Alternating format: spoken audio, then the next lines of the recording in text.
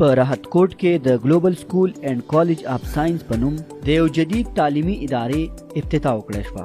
د دې ادارې په افتتاحي پروګرام کې د علاقې سیاسي او سماجي مشرانو شرکت کړی و.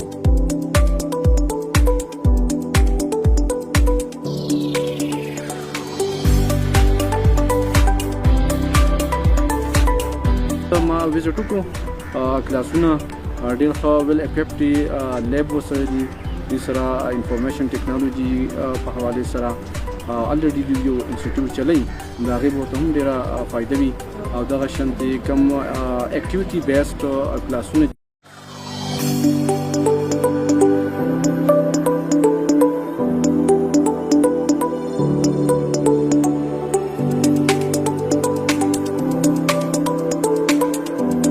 ورځ په راحت کوټ کې د ګلوبل سکول اینڈ کالج اف ساينس په نوم د یو جدید تعلیمي ادارې افتتاح وکړه شوه. د دې ادارې په افتتاحي پروګرام کې د علاقې سیاسي او سماجي مشرانو شرکت کړی و.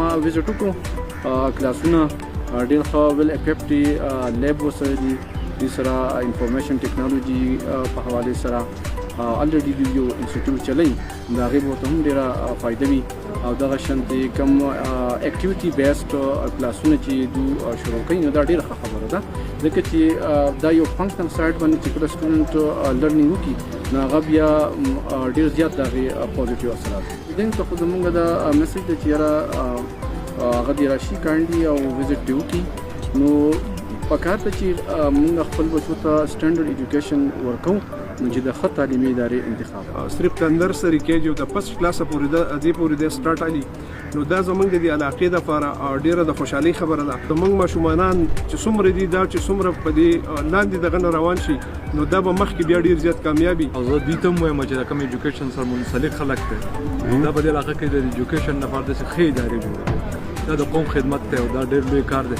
او داسې ادارې زموږ په دې ټوله علاقه کې نشته. او د دې کوم پلانینګ چې کوم دی هغه د اکټیویټیز بیس لرنینګ نو دوی داسې یو طریقه هغه چې کوم دی دلته کې انټروډیوس کوي او انشاءالله هم د دې سره به دی چې ماشوم د سټارټ نه هغه اکټیویټیز وذ لرنینګ هغه چې کوم دی هغه مخکې پروسیډ کوي. بسم الله الرحمن الرحیم. منصور حسین دی از ډایرکټر د کار ګلوبل سکول اینڈ کالج اف ساينسز راحت کوټ مټسپات. د ادارې مقصد دا دی چې موږ یو سټنډرډ کوالټي ایجوکیشن د ګلوبل سکول اینڈ کالج اف ساينس پرنسپل سجاد صاحب وویل چې دا اداره د خپل نوعیت یو عظیمه اداره ده. زموږ بنیادی مقصد اکټیویټي بیس لرنینګ او وړو ته ماډرن ایجوکیشن ورکول دي. یقینا په یو پسمانده علاقه کې دا قسمه قدم اوچتول د ویاړ خبره ده. د علاقې خلکو له پکار دي چې خپل ماشومان په دې اداره کې داخل کړي او خپلو ماشومانو ته ماډرن ایجوکیشن ورکړي. شاولي، راحت کوټ، سوات.